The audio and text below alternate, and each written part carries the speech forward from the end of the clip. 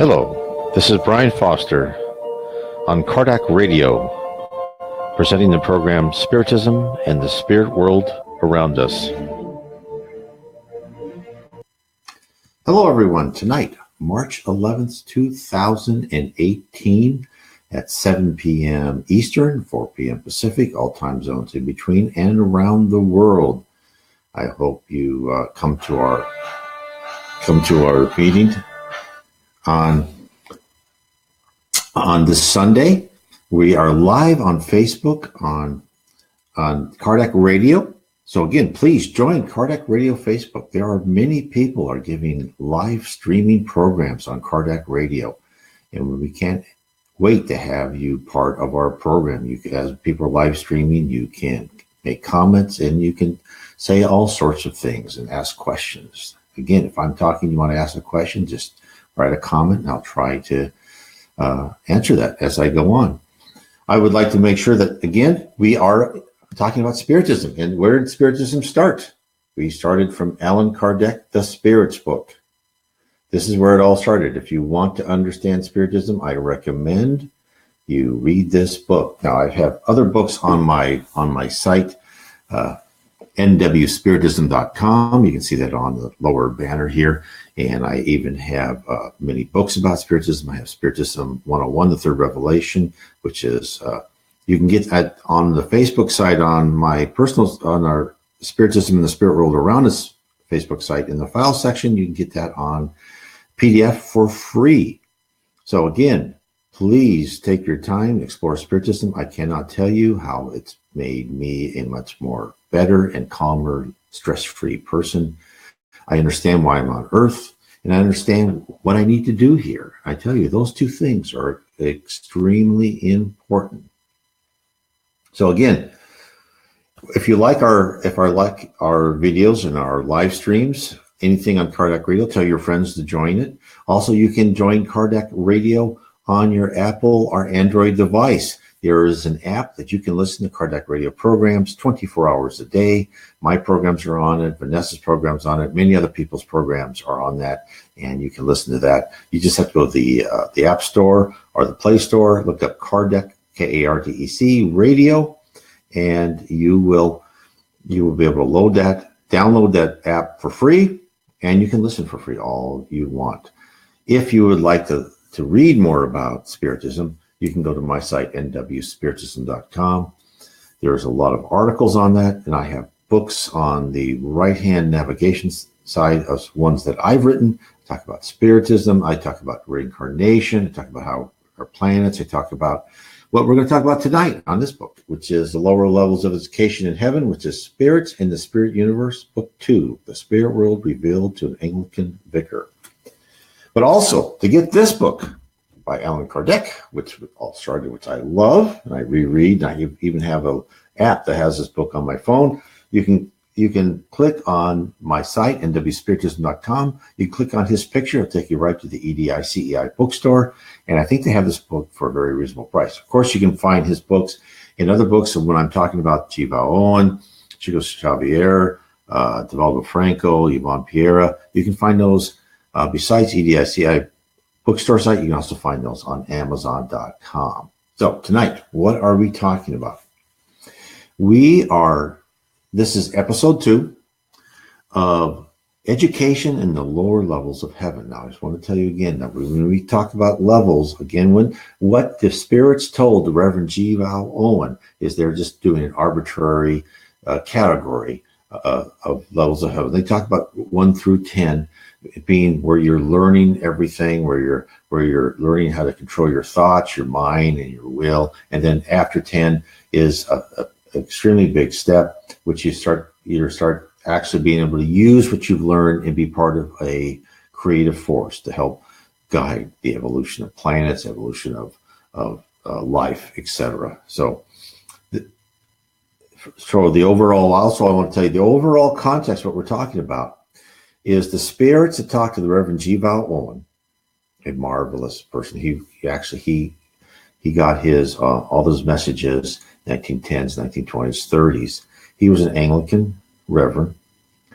He getting the skill. His wife first started doing this, and then he started.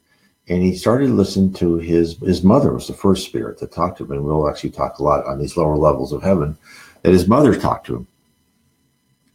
And it took him like 10 years to decide that this was true, because he even told in the book, he said, look, you don't understand that, people who are, reverends or priests, we are trained to be very careful on what we think happens. And he was very careful. And he was a marvelous person. He exposed a lot. I mean, I cannot tell you how interesting this information is from the book Spirit and from his book Beyond the Veil, which I categorized. I went through and I categorized his information from different spirits and categorized those in different categories, different buckets in 3 books. And I talked about in previous episodes, book 1. Now I'm talking about book 2, and now we're talking about the education on the lower levels of heaven. So, why? First, the question is, why do we have to be educated? Doesn't everybody think that as soon as we die, some people think as soon as we die, we just return to dust. Spiritism tells us that's not true. We are who we are when we pass over from this physical body to the next dimension. But a lot of people think, well, when we die, we become angels. We become part in heaven. We become something special. Well, no. Again, Spiritism tells us, as I said before, we are who we are. We must be educated. We come to earth to be educated. In the spirit world, there's more work, right? Heaven is not bliss forever. Eternal bliss. And as the spirits say in the Spirits book, when they were asked about the Allan Kardec, they said, well, if people's idea of heaven, of doing nothing, that of eternal bliss, that would be truly hell, because you'd not be interested. There's nothing intellectually to move you or to interest you. What are you going to do? Just be idle all the time? I don't know how many of you have been to like beach resorts or whatever. I've been there. I can probably spend a couple hours on the beach and I have to do something. So I'm sure other people can last a lot longer, be comfortable, but I doubt you could be an eternity on a beach chair doing nothing. So that's what heaven is. It's an intellectual excitement that's full of love. Now let's explore it more, because this is exciting. This is telling you why you are on earth, to learn and to learn to improve your character. And in the spirit world, you keep learning.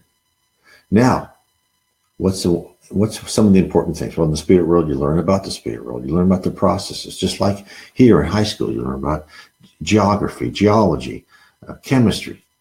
And therefore, you have to learn. Now, what's the big difference between here and the spirit world? And as one of the spirits of Reverend Vale Owen is, we go on earth, on the physical plane, whatever planet, we go from the objective to the subjective to the sublime. What do they mean by that? And this is very interesting, because this is really the truism of everything. On earth, it's objective, meaning my thoughts, what I feel, doesn't necessarily change my environment. I see that wall, it's still a wall. I hit my head, this head is solid. I feel it's solid. That's my impression. In the spirit world, thought is action. So a high spirit is not only a creature full of immense love and caring, but possesses power to create via their will, the ability to craft new solar systems and life, command to move planets and stars. When Jesus said faith can move mountains, he was speaking literally, not in our physical world on earth. He was actually speaking literally in the spirit world.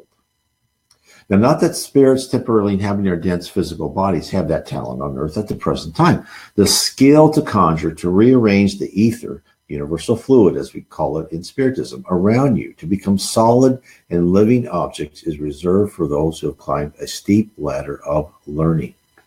Self-discipline, dedication, love, fraternity, honesty, coolness under fire, intelligence, and knowledge are all prerequisites. The key is to why there is suffering on earth is clear and reasonable. Once you obtain the omnipresent control a high spirit has to maintain, no one in their right mind would place a nuclear device in the hands of a child. On the contrary, rigorous training is demanded before a person is allowed to even approach the control of such a device. In the same way, we on earth are in the midst of a process of removing our imperfections by trials, are being groomed to one day hold unimaginable authority. Numerous incarnations in our frail bodies, paying off our previous mistakes, learning the correct pathway to love and control of our baser instincts, is the road to a level of existence in which the mere thought creates all that we desire. And that's the rub. For our desire, our wishes, our emotions must be pure and always for the good.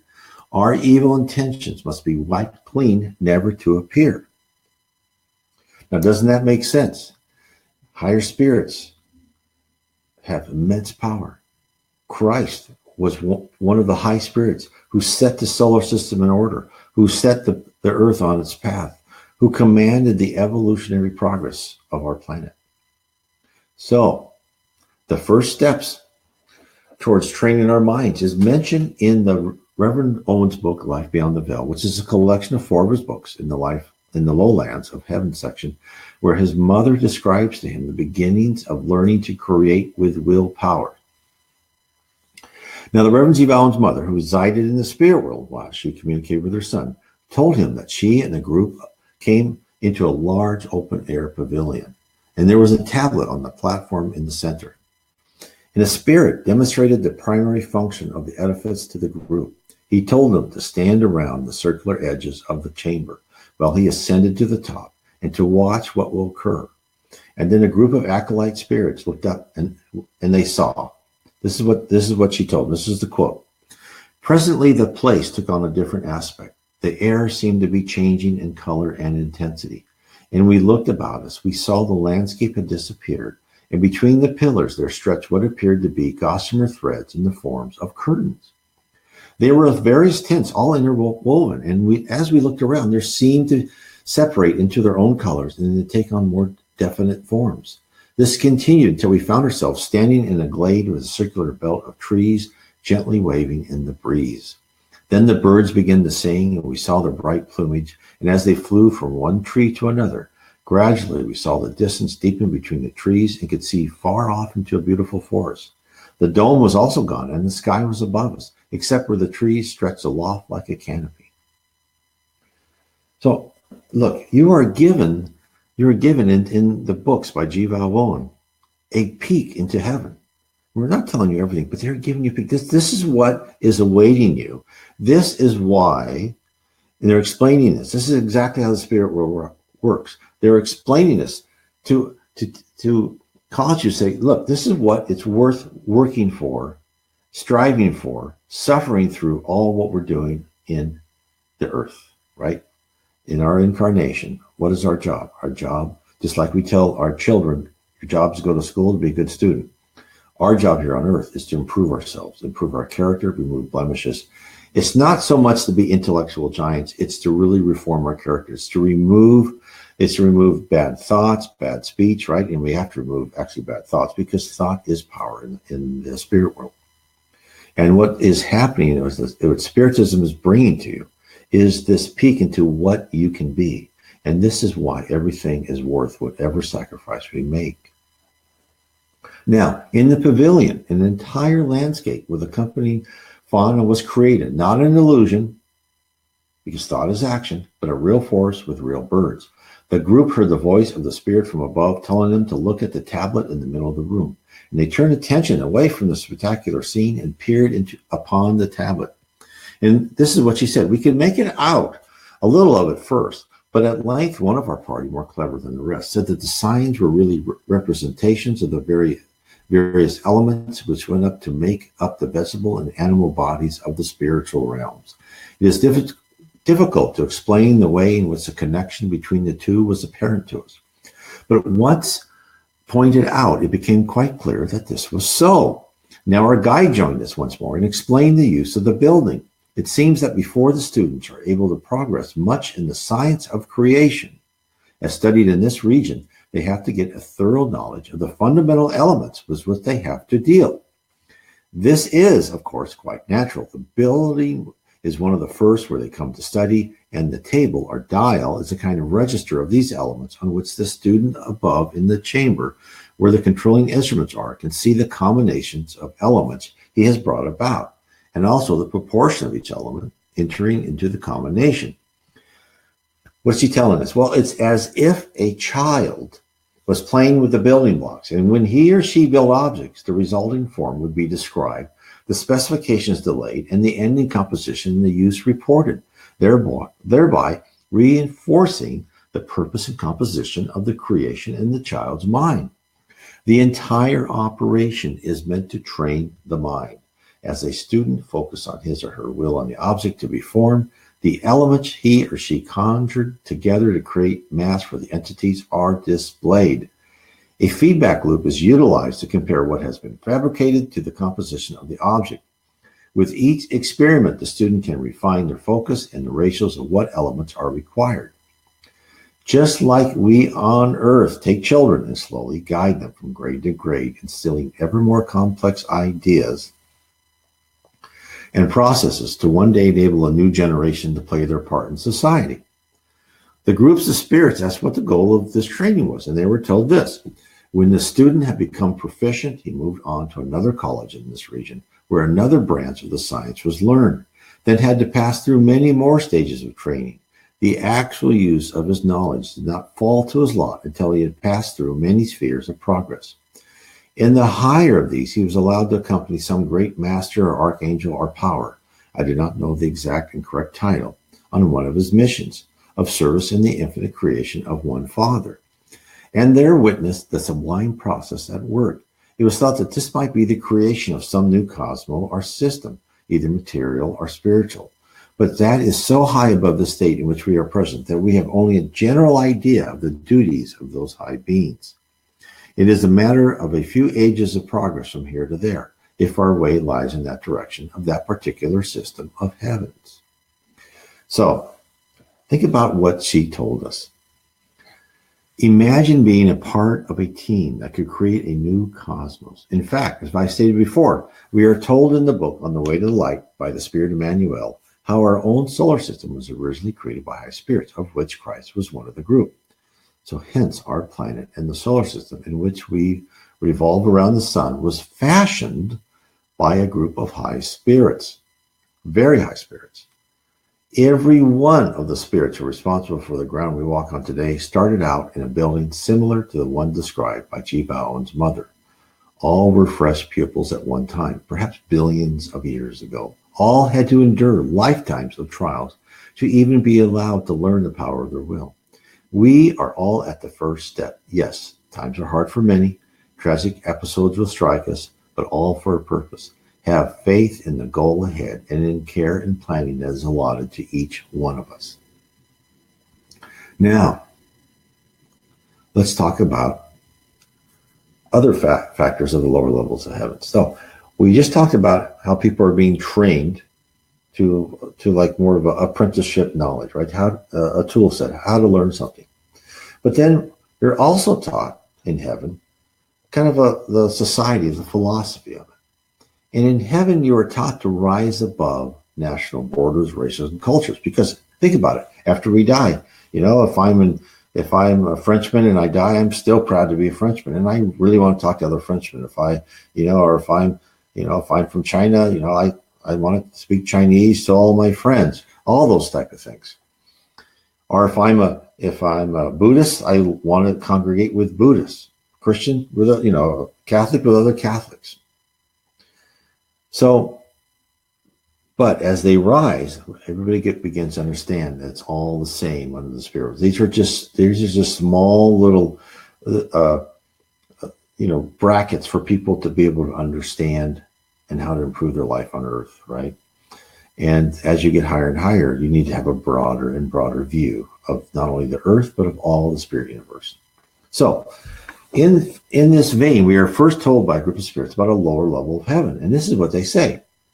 In sphere 2, the progress of earth knowledge and the intercommunication of peoples are still felt in their development from generation to generation, from one sphere intervening, but little modifies these, and earth matters of thought and prejudice still have much influence in that sphere, which influence but gradually is neutralized as the spheres are traversed, meaning as we go higher.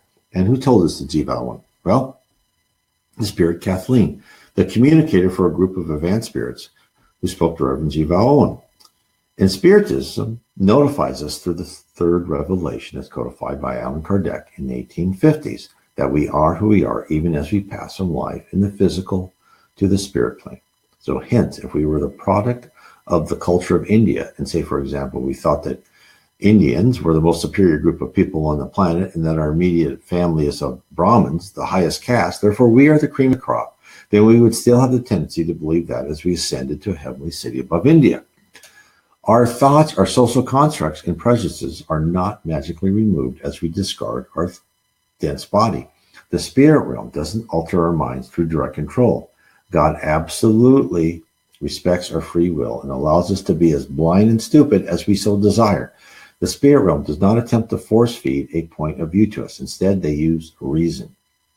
And this is precisely what the group of spirits who came from the 10th level down to the 2nd level of heaven were trying to accomplish. They came to educate the good souls to rise above their preconceived labels. And habits of thought are difficult to redirect, even for those who desire it. Hence, the spirit realm understands the need to calmly present the case for unity. And this is what they tell us. Even in those well progressed, there linger traces of these things, but not so intensified as to arrest development, nor to mar the brotherhood of the children of God. They become, these differences of earth life, varieties of type, which add to the interest and charm of such as spheres 7 and onward, and have no taint of division, nor belittling of others' opinions and creeds. Those who have proceeded so far in the light have by the light learned to read the lessons written in the book of Acts of God. And there is but one book for all, who speak one tongue, and are all one great family of the Father there. Not as in earth life, out of mere passive and constrained toleration, but with hearty cooperation in work and in friendship, one in love. So therefore, the second sphere was not one of discord or hate, but of habit, right? Any place in heaven is not one of discord and hate. They're trying to slowly train some of these lingering habits from the earth sphere. And the spirits from sphere 10 describe the current state of sphere 2. There, the people were gathered into groups, as it pleased their choice. Some sought to consort with those of their own race. Other groups were formed of those whom creed was of higher appeal than blood, and even political circles were not absent. And those from groups singly from time to time attend the assembly of other groups, which were there to their mind and part. A Muslim would pay a friendly visit to a group of international socialists, or an imperialist would attach himself to those who worship God according to the Christian faith. Much diversity was there in the grouping of the people, and much interchanging in the composition of the groups. But for the most part, they remained and continued in what faith they had been, and of what political party and what blood.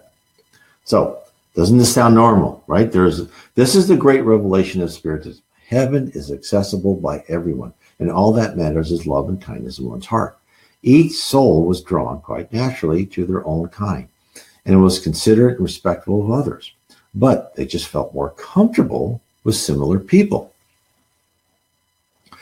Therefore, to ascend higher, they must learn to feel the same sense of brotherhood to all souls, not just that intimate feeling to a select few. Therefore, all high spirits told the populace in sphere 2 that they would come together and hear the same message.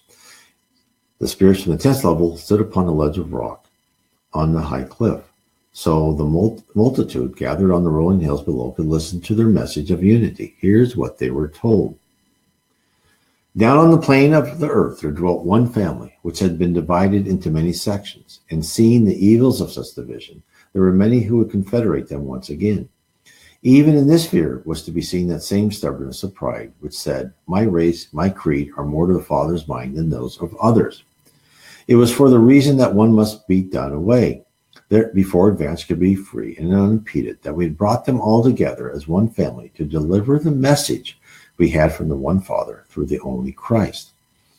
At this there was some uneasiness about them, but no word was said amiss, for when they saw our brightness was of luster beyond their own, they gave us heed, knowing that once we thought as they thought now, and that only by the releasing of some of our opinions and the remodeling of others have we come to be a brighter of form and countenance than they. So they gave our speaker heed. So it is as if high school students were given a lecture by a group of college students on how to survive and prosper in a university. They would instantly recognize the maturity of the college students and would seek to learn from accumulated wisdom and experience. Once we leave this life, our education does not end. It is only the beginning of eternal learning and betterment. Imagine immortality, exploring new ideas, vistas, planets, cultures, and universes. The higher ones ascend, the wider the range of discovery is open to you.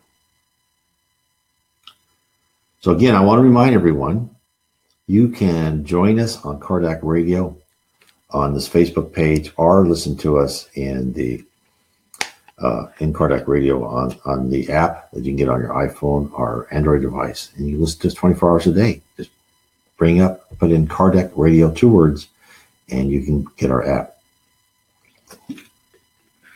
There, and get some water. Now,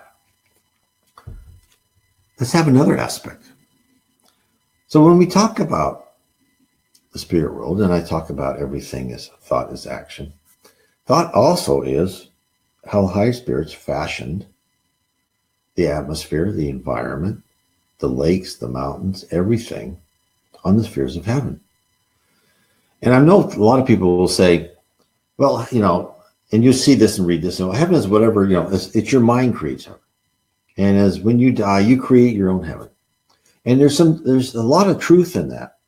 But what the law of affinity does is it joins us together. So like attracts like-minded people live with like-minded people. And therefore the different levels of heaven, the different stages of heaven, tend to gather people who think alike, and therefore it reinforces what people see, the colonies, the towns, the cities, the buildings, and therefore you become part of that whole sense, that whole vision of what heaven is when you are with a certain group of people that think like you do. Therefore, you reinforce that atmosphere within heaven. So again, this is all in this book, Spirits in the Spirit Universe. You can find this on Amazon. You can also go to my, it's on Kindle and in paperback. You can also do my website, nwspiritism.com. I have all my books on the right-hand side. So let's talk about creating a college city in the 4th level of heaven.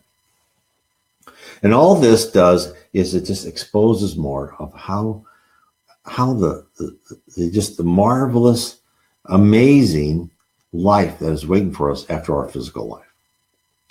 So there was a colony in the 4th level of heaven. It had grown and now was ready to take on more responsibilities. The spirit realm decided to make it a hub of newly arriving souls from inferior levels so they could learn how to thrive on stage 4 and continue to ascend. The original building and area called the Glade that held services and civil functions would be transformed into a college. The college was planned to be more than what a college is on earth. It was also planned to be a place of transition. Souls who have trekked the difficult path up from the lower zone would be able to rest and recuperate by preparing themselves for the next step.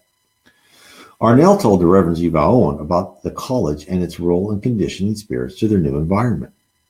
This is what he said. One was to condition the newcomers to the more advanced and refined atmosphere of that district. This was necessary in order that they might feel no discomfort to distract from their studies. There was a large estate, there was no central building, but little nooks and arbors and some small dwelling places where they might rest and find leisure for meditation or talk as they should list. James and other helpers went among them, but not very often, and then they spoke with any they should chance to meet. But a set of training there was none. The people rested and did as they had a mind to do. So again, remember, what are we being told? Nothing is thrust upon the unwary or unwilling. All is told in Ecclesiastes 3:1. To everything there is a reason and a time to every purpose under the heaven. No one is hurried, and when they are ready, a new door is opened. As part of the initiation progress, there's also a department to teach languages. Language beyond dialects, how to speak in pictures, mind to mind, how to use your native language and the past languages you have learned from previous lives to communicate with others, and to combine methods to achieve accurate translation of thought. Next, Arnell describes the Department of Art and Science. Another department was that of the spheres, of the science of the spheres. Here was taught with precision what they had come at in the rough during their progress and through the spheres below.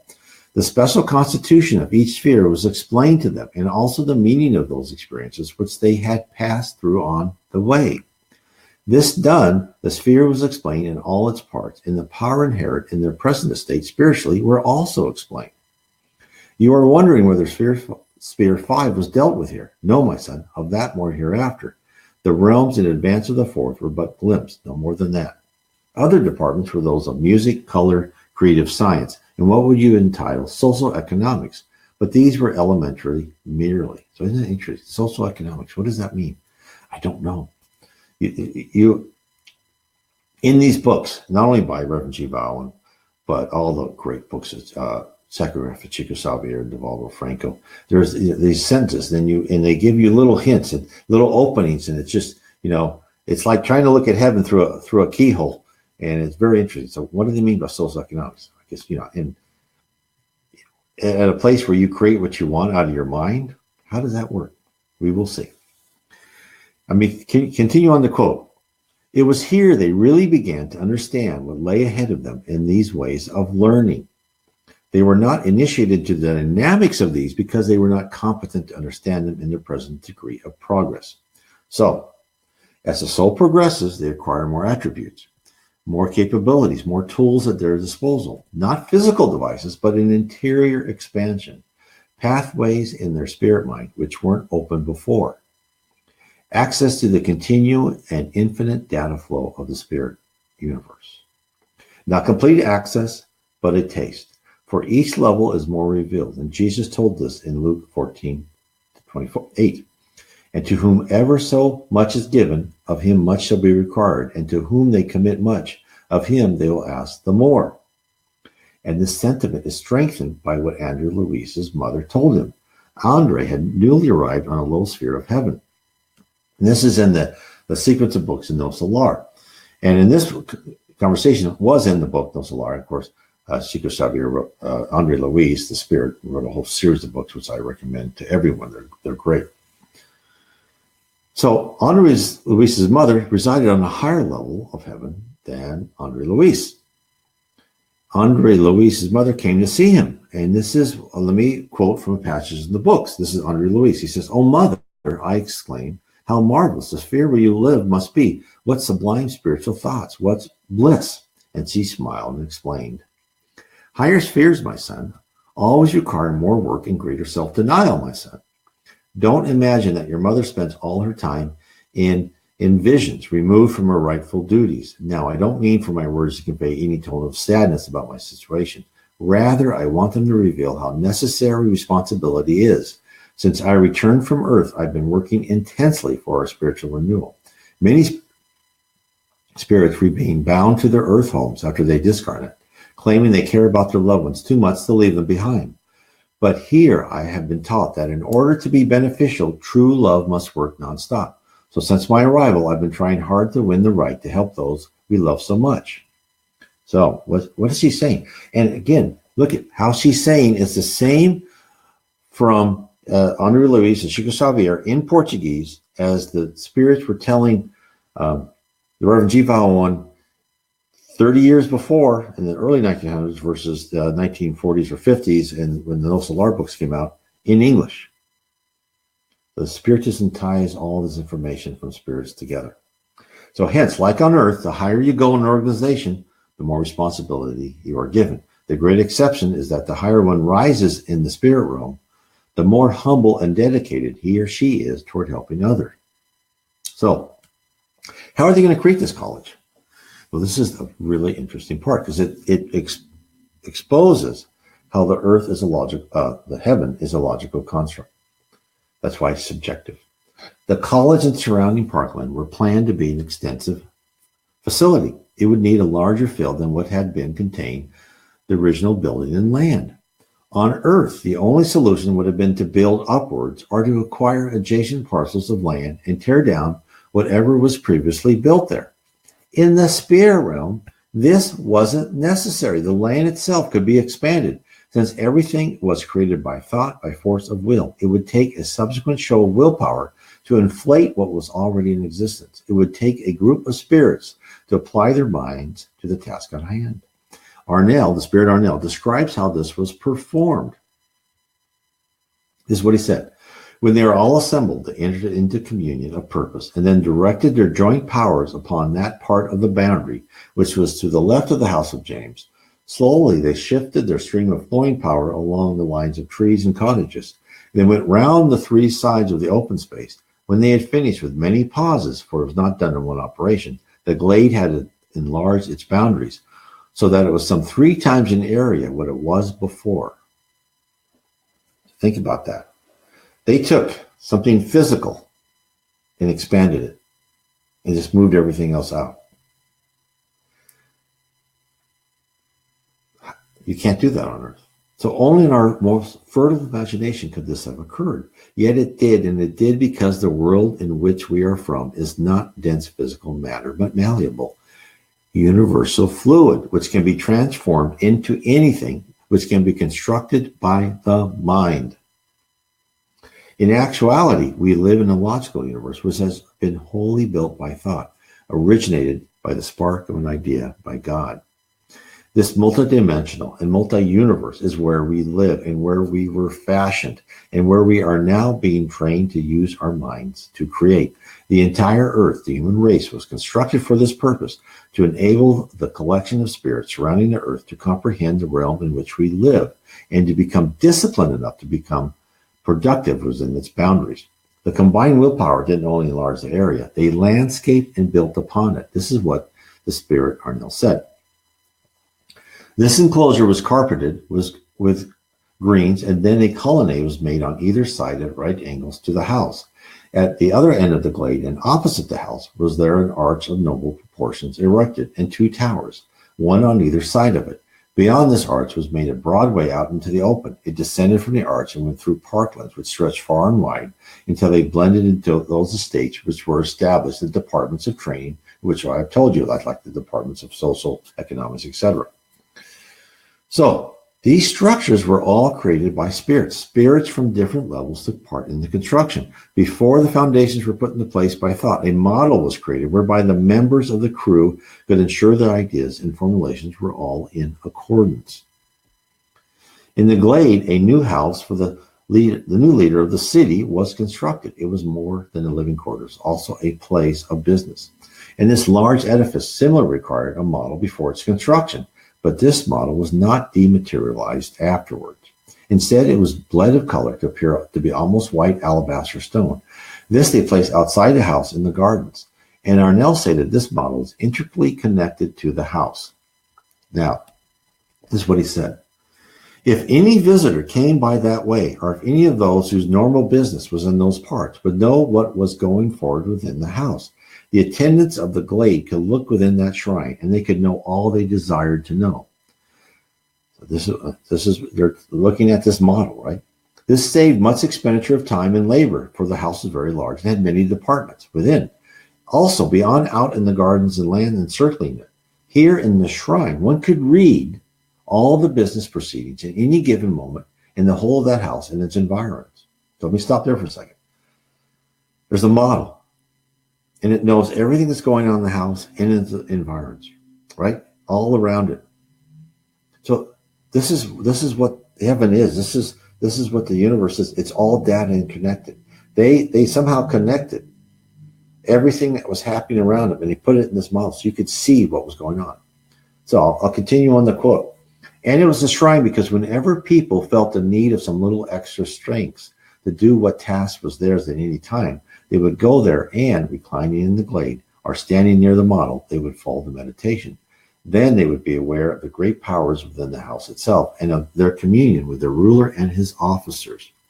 This help was gained without their encroachment upon the time of their good leaders. They went into the glade as young people go into a church for silence and aspiration, and this was to them their altar, both of offering and of refreshment.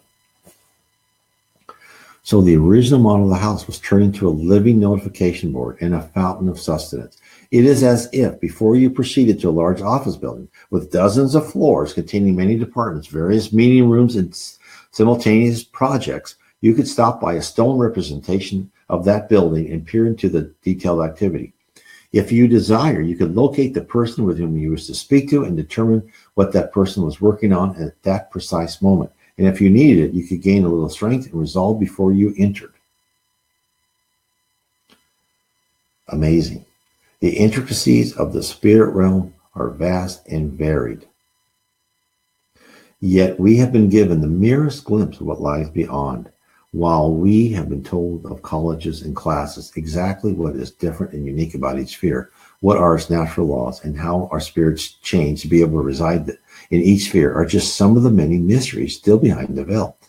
What we have been told is enough to excite our imagination, to spur us on, to learn more about the spirit world so we can determine the best course to follow to gain entry into a land where everything is possible. And this I cannot emphasize enough.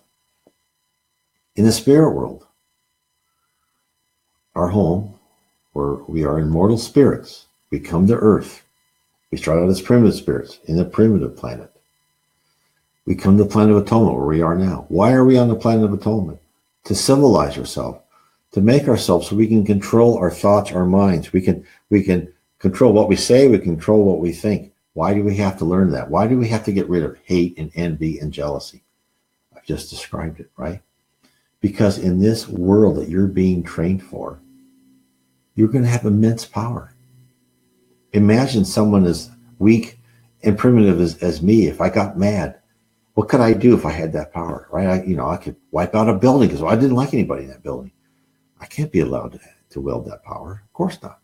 I need training. Would you want a pilot in your airplane and say, oh, he just read a book. He's fine. No, the pilot goes through simulation after simulation. That's why we're on Earth. He goes through simulation. The pilot goes through simulation. This engine goes out, or the wing, the aileron doesn't function, or something happens, right? There's some sort of alarm. How does he react to each circumstance? That's why we're on Earth. How do we react to each circumstance? How can we control our mind? How can we remain calm in every circumstance that you can imagine? That's why you're going through these trials. This is why you say, oh, why me? Why do I have to do this? Why did that person do that to me? Well, I talk about this in my book, The Problem is the Solution, is because every problem we have is just another course. We just go through course after course, learning and learning. And really learning, as I said before, is we're learning how to control ourselves and how to remove these primitive emotions and instill more civilized emotions. So what's the purpose then? What is the purpose of education on Earth? Let me just summarize on heavens,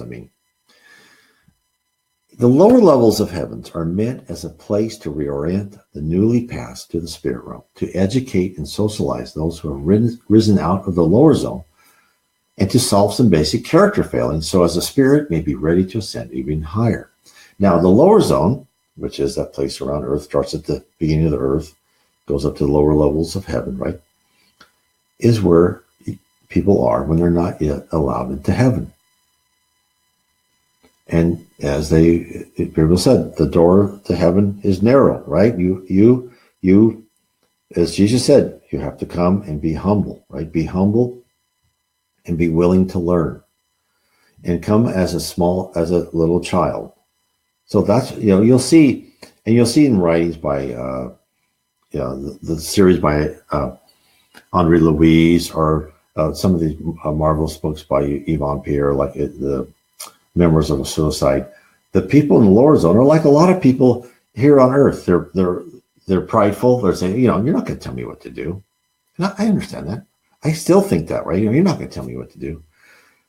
But if when you come up against what the whole world of heaven is, it is what it is. And either you can rise in there, right? You can rise in there and advance according to your merit, right? There's no such thing as being born or whatever. And everyone, as we say, on Earth, we say people are created equal. Well, we know that's not true, right? They're given equal rights. But in the spirit world, all spirits will become pure. All spirits have the capability to do whatever they need to do, to be trained, to be geniuses, whatever, right? It depends on how you want to do it yourself. And so, as with elementary schools, where students learn to work together and are exposed to the rudimentary rules of society, so functions the initial stages of heaven. In a place where the curtains are first drawn back from the mysteries of the spirit realm, where the full meaning of thought is action is revealed. And this is the great revolutionary vision that Spiritism wants to expose to you.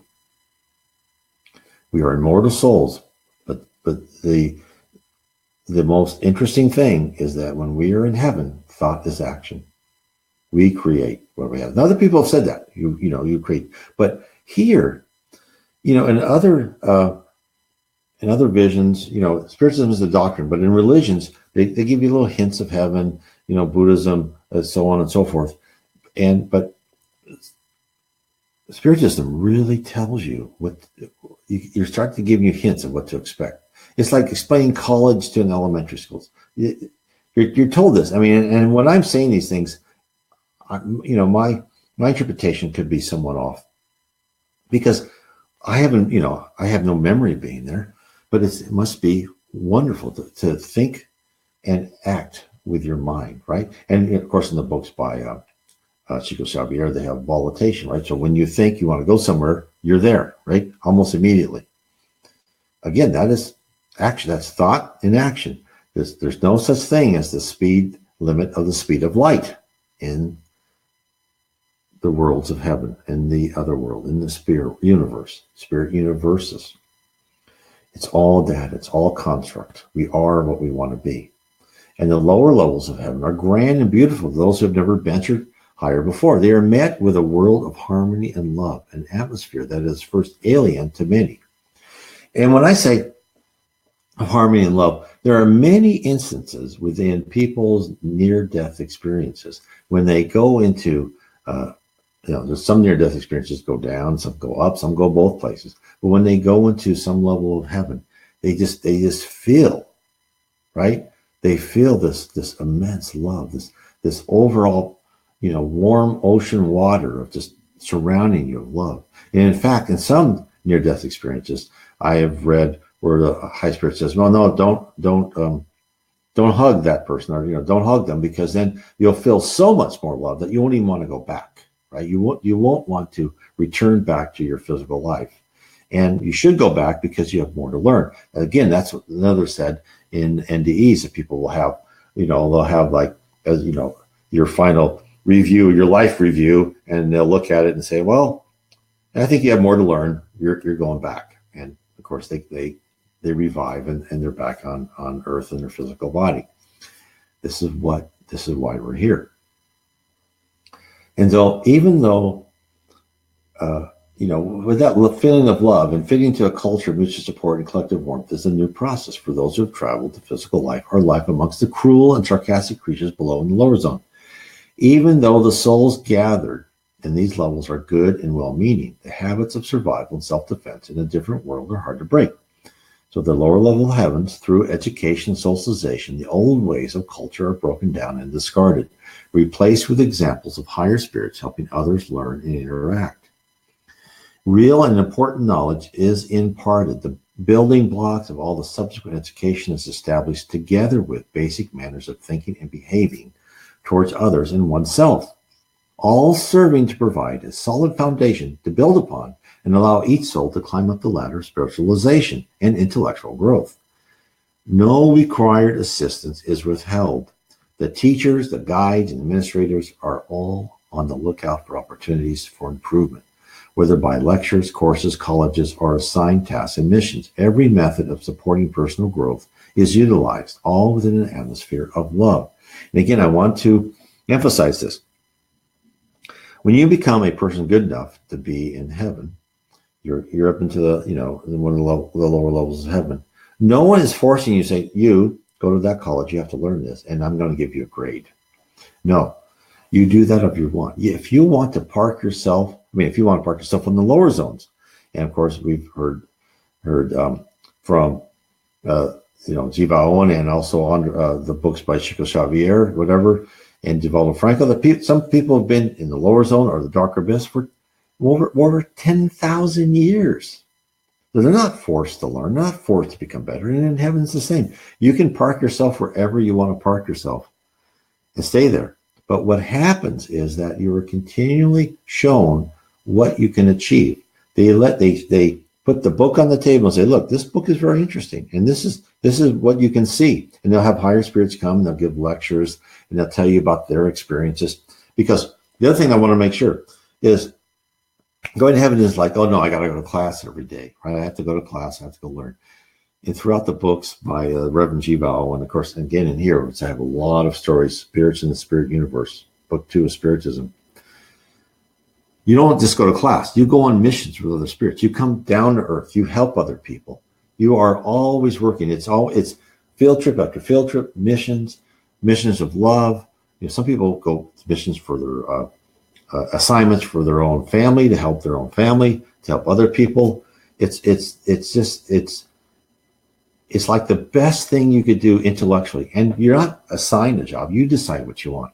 Again, in the book No Solar, they had this woman who was with Andre Louis. They were sitting there talking to, I think, I forgot who they were talking to, but one of the guys in No Solar, it was assigning jobs for people.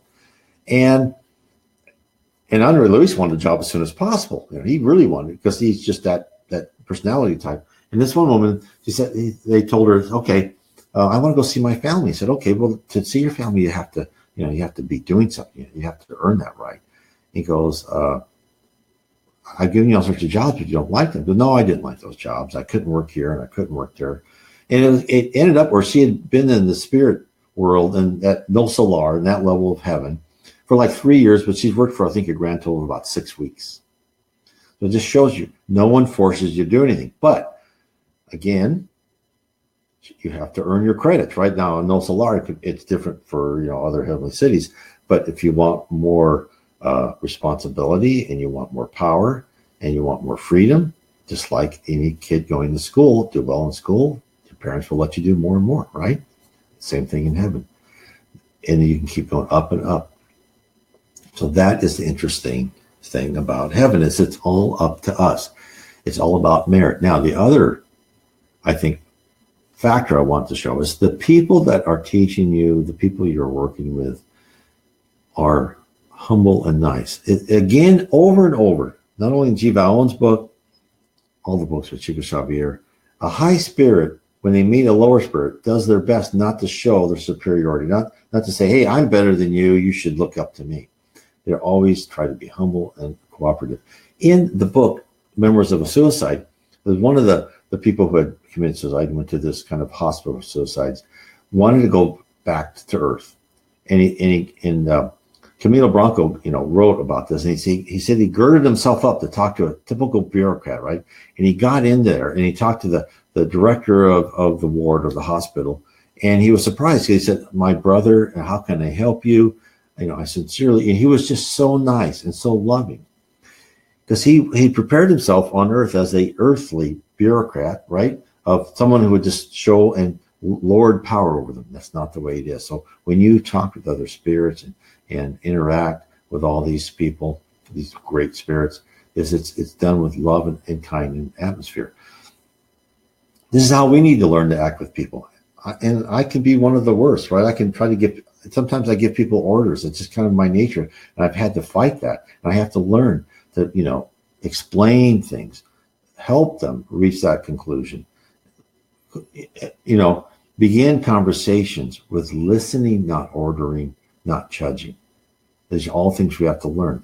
And people will see this as examples in heaven.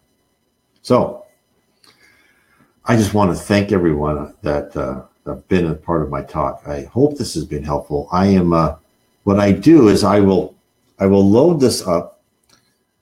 I take this and I will put this on my YouTube channel. Again, you can get to my YouTube channel on nwspiritism.com. You can click on it. It's the YouTube channel is called NW Spiritism.